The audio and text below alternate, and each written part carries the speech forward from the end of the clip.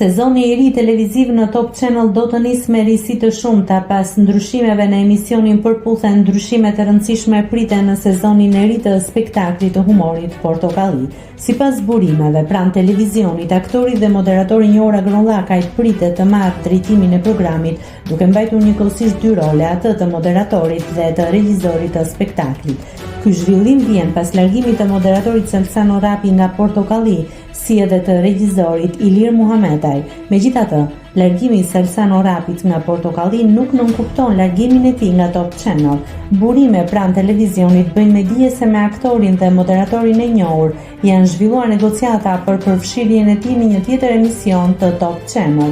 Edhe regjisori Ilir Muhamedaj nuk do të largohet nga Top Channel, ndërsa mësohet se do të angazhohet në një tjetër emision.